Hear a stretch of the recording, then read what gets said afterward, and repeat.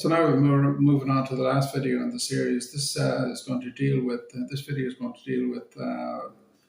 basically the Second Vatican Council, and there was three major documents produced by the Second Vatican Council, and we'll have a look at those and the Church's attempts to bring about a unified Christian position in relation to very many issues, but in particular in relation to the Eucharist. And there's been very strong progressive moves made, especially with the Lutheran Church in regard to this issue. So for centuries, the Eucharist was both the greatest treasure of the Church and also a source of division among Christians. From the Gospel of John to the Church Fathers and right through the Reformation, the Eucharist has always been a source of controversy. Today we look at how the Catholic Church and the Second Vatican Council defined the Eucharist for the modern world. The Council took place between 1962 and 65. It produced 16 documents in total, 3 or 4 of them related to the Eucharist. By the late 1950s, the Church had stood for 4 centuries with a kind of defensive mentality. It had experienced and witnessed multiple wars in Europe and various territories rejected its authority.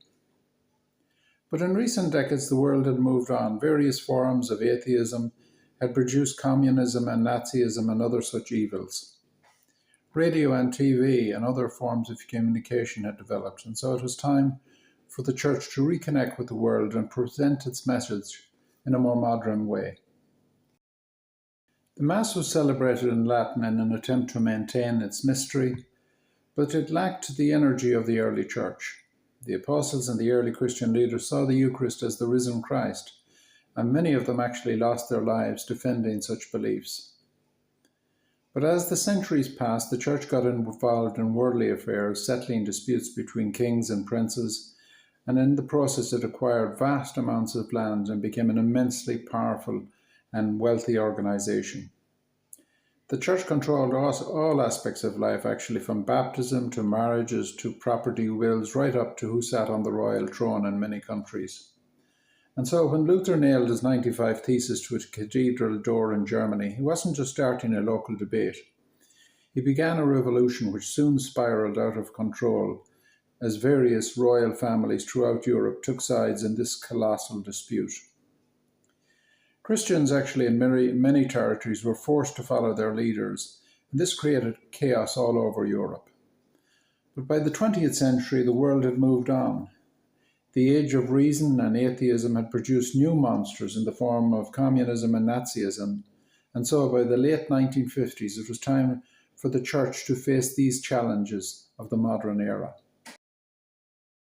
Pope John XXIII announced the Council in late 1959, but it was almost 3 years before the first met in 62. It went on for 3 years, actually, on a on-and-off basis.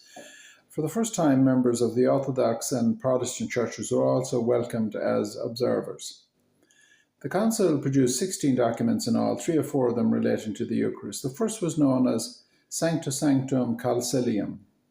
It dealt with the liturgy of the Mass and called the Eucharist the source and summit of Christian life. It also allowed for a more active role for the laity and allowed the Mass to be conducted in the language of the local people. A second document called Lumen, Gentium and dealt with the constitution of the Church and centred the life of the Church around the Eucharist. And a third important document, Unitatis Reintegratio, is also known as the Decree on Ecumenicism. It recognized that the Eucharist is both a sign of unity and a source of division within the overall Christian community. It urged dialogue with other Christians, especially those who have a deep respect. At Vatican II, a young German theologian called Joseph Ratzinger served as a theological advisor. In the years that followed, he played a major role in implementing many of its decisions. He saw the Eucharist as making Christ the living centre of the Church.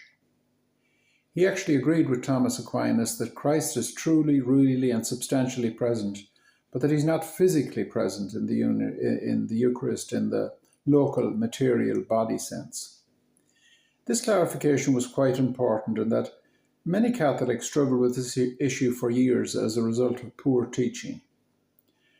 Ratzinger said that the Church could describe its belief with words like transubstantiation, but it could never explain it because it's a mystery beyond human reasoning. Ultimately, it's about the power of God to bring things into existence or to change them by His Word. The Eucharist is therefore a reminder of the divinity of Christ. The Eucharist is a sacramental mode or supernatural form of Christ's existence beyond time and space and human understanding.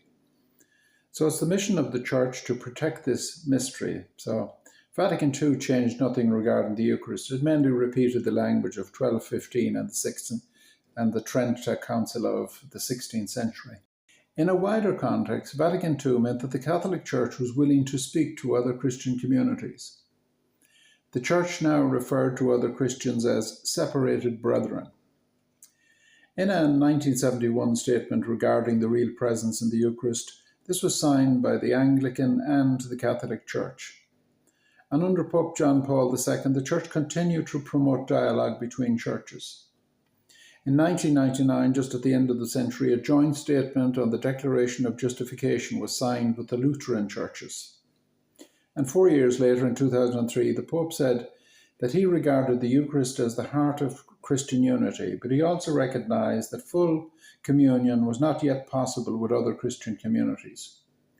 Without agreement on the nature of the Eucharist and the ordained priesthood, sharing the sacrament would risk dishonoring its meaning. So when Joseph Ratzinger became Pope in Pope Benedict XVI in 2005, he actually continued this approach of John Paul. So John Paul II and Benedict XVI were basically both of them very conscious of the challenge of modern atheism. By the 1960s, the damage done by older forms of atheism was largely forgotten. In this scenario, new atheists began to present themselves as enlightened intellectuals, forgetting the enormous damage done by their predecessors in the past. Ratzinger, who had witnessed the actual horrors, and John Paul as well, of the Second World War, they were very conscious of this deception. So modern atheism rejects objective truth in favor of moral relativism. This has led to communism and many other forms of evil and chaos throughout the world. In this context, the Eucharist is seen as a counter-culture symbol. It reminds people of a sense of the divine and the need for objective truth in the world. So that's it for today. Please subscribe to the channel.